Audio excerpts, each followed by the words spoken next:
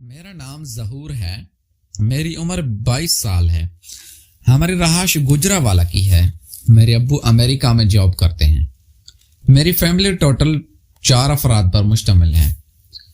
امی ابو، میں اور میری چھوٹی سسٹر. میری بہن کی عمر تقریباً 12 سال ہے. وہ مڈل اسکول میں پڑھتی ہے. میں نے میٹرک کیا تھا اور اس کے بعد گھر کے کام کاج میں مشغول ہو گیا تھا کیونکہ ابو باہر ہوتے تھے اور امی کو باہر نکلنے کی اجازت نہیں تھی کیونکہ امی پردہ کرتی تھی. اس لیے گھر کا سودا سلف لانے کے لیے ابو نے مجھے گھر پر رکھ لیا تھا اور مجھے کچھ پڑھائی کا زیادہ شوق بھی نہیں تھا. اسی لیے ابو نے مجھے گھر میں ہی ایک کرانہ اسٹور ڈال دیا تھا. میری دکان کافی اچھی خاصی چلتی تھی اور گھر میں رہ کر ہی میں اچھے پیسے کما رہا تھا.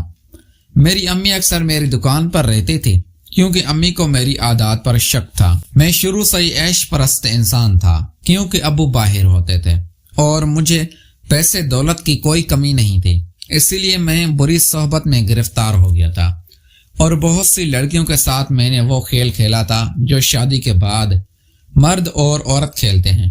اسی لیے امی اب میرے اوپر کافی شک کرتی تھی اور میرا خیال کرتی تھی کہ میں دکان سے آس پاس نہ نکلوں اور اپنے کام پر توجہ دوں.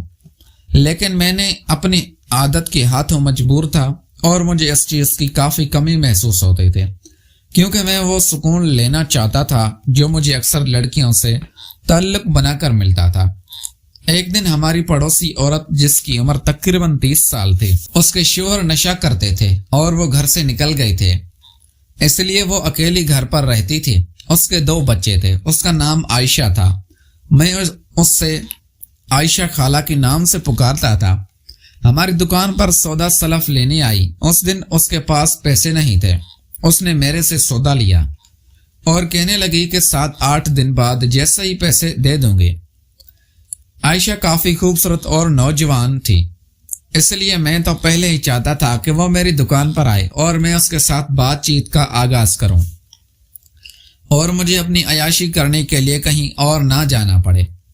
اب میرا کام آسان ہو گیا تھا. عائشہ خالہ میری دکان پر آئی اور سامان لے کر چلی گئے تھے اور وہ کہنے لگی تھی کہ میں پیسے ادھار کر لوں. میں نے بھی اس کے بعد مان لی تھی اور سودا دے دیا تھا. تقریباً 7 دن بعد میں عائشہ خالہ کے گھر گیا اور ان سے پیسوں کی ڈیمانڈ کی. وہ کہنے لگی کہ پیسے ابھی میرے پاس نہیں ہیں.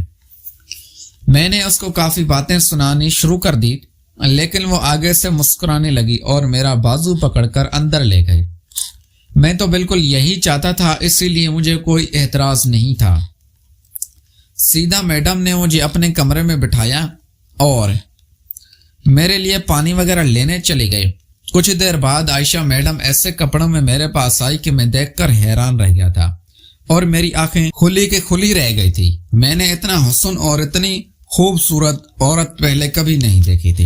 عائشہ خالہ پر سارا محلہ مرتا تھا لیکن وہ کسی کو بھی لفٹ نہیں کرواتی تھی. لیکن عائشہ خالہ میرے اوپر مرنے لگی تھی کیونکہ میں 17 سال کا گبرو جوان تھا. کئی لڑکیاں میرے اوپر مرتی تھی لیکن مجھے یہ ڈر تھا کہ میں اپنی ماں باپ کا نام خراب کروں، اس لیے میں کسی لڑکی کے ساتھ تعلق میں نہیں آتا تھا. لیکن سدرا خالہ کے ساتھ میرا دل تھا کہ میں اس کے ساتھ ضرور وہ کام کروں جس کو کرنے کے بعد مجھے کافی راحت ملے. اب وہ میرا کام آسان ہوتا جا رہا تھا. خالہ نے ذرا میرے لیے پانی لے کر آئی اور میرے پاس ہی بیٹھ گئی. وہ میرے سے دل کی باتیں کرنے لگی اور کہنے لگی تم مجھے پسند ہو. تمہیں میرے شوہر کا تو پتہ ہی ہے، وہ گھر نہیں آتے. اگر تم چاہو تو تم میرے شوہر کی جگہ لے سکتے ہو اور میں تمہیں کافی عیش کرواؤں گی. میں نے بھی خالہ سے ڈر کی بات مان لی تھی اور ان کے ساتھ وہ کرنے لگا تھا. خالہ کافی جوش میں آ کر میرے ساتھ وہ کام سر انجام دے رہی تھی.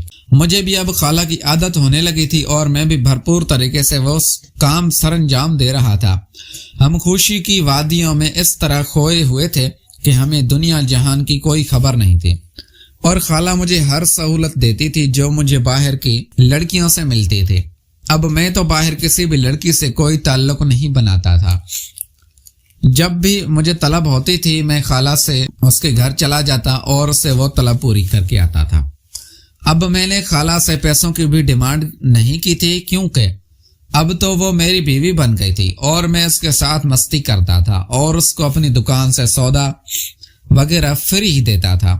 میں نے کئی دفعہ خالہ اپنے شوہر سے طلاق لے لو، میں تم سے شادی کرنا چاہتا ہوں، لیکن وہ میری امی سے کافی ڈرتی تھی اور کہتی تھی کہ اگر تمہاری امی کو پتہ چل گیا تو وہ مجھے کافی باتیں سنائیں گی، تم نے میرے بیٹے پر قبضہ کر لیا ہے اور اس نے اپنی اداؤں سے اپنے قابو میں کر لیا ہے۔ لیکن میں تو خالہ کی اداؤں پر مر مٹا تھا اور دوسرے تیسرے دن اس سے مستی کرنے چلا جاتا تھا۔ خالہ کو بھی کوئی اعتراض نہیں تھا کیونکہ وہ بھی اس کام کی کافی طلبگار ہوتی تھی۔ خالہ مجھ سے مذاق میں کہتی تھی کہ جس طرح تم پرفارم کرتے ہو کبھی بھی میرے شوہر نے نہیں کیا اور میں تمہارے اس پر دل ہار بیٹھی ہوں، اسی لیے ہی تو میں تمہیں یہ سہولت دیتی ہوں۔ حالانکہ مجھے محلے کے سبھی مرد یہ آفر دیتے ہیں مگر میں صرف تم پر ہی مرتی ہوں۔ پیارے دوستو، اگر آپ کو یہ ہماری کہانی پسند آئی ہے تو اس ویڈیو کو لائک کر کے چینل کو لازمی سبسکرائب کریں۔ ملتے ہیں اگلی ویڈیو میں۔ Thanks for watching.